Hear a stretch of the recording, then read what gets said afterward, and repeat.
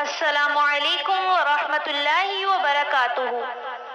آج میں 3 ایسے وظیفے بتاؤں گی انشاءاللہ جو ٹاپ آف دا لسٹ 3 وظائف ہیں، مصیبت اور پریشانی میں تکلیف دور کرنے کے لیے سنت وظائف۔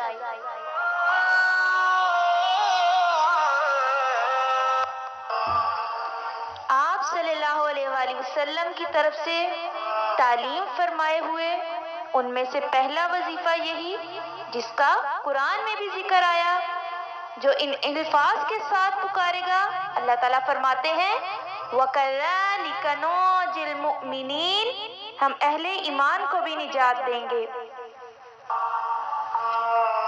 پہلا وظیفہ ہے لا الہ الا انت سبحانک انی کنت من الظالمین۔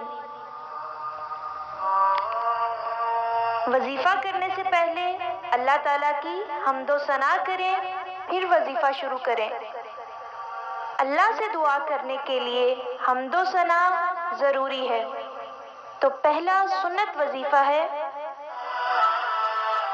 لا الہ الا انت سبحانک انی کنت من الظالمین۔ آپ صلی اللہ علیہ وآلہ وسلم نے فرمایا جو کوئی شخص اپنے کسی بھی معاملے میں، کسی بھی پریشانی میں اس دعا کے ذریعے اللہ تعالیٰ کی طرف متوجہ ہو، اللہ تعالیٰ اس کی دعا قبول فرماتے ہیں۔ اگر حضرت یونس علیہ السلام ان الفاظ میں اللہ تعالیٰ کی تسبیح نہ کرتے تو مچھلی کے پیٹ میں قیامت تک رہتے۔ تو یہ بہترین وظیفہ، بہترین دعا اور بہترین استغفار ہے۔ پہلا وظیفہ ہے لا الہ الا انت سبحانک انی کنت من الظالمین۔ دوسرا وظیفہ، آپ صلی اللہ علیہ وآلہ وسلم کو جب بھی کوئی تکلیف یا پریشانی پہنچتی تو آپ صلی اللہ علیہ وآلہ وسلم ہمیشہ اپنے رب کو ان الفاظ کے ساتھ پکارتے، یا حی یا قیوم برحمتک استغیث،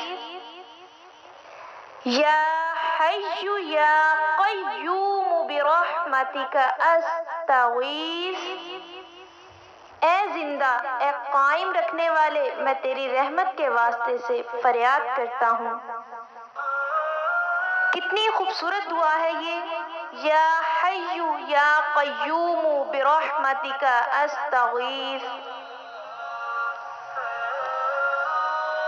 اب ہمارا تیسرا وظیفہ ہے سنت وظیفہ جو کمال کا وظیفہ ہے۔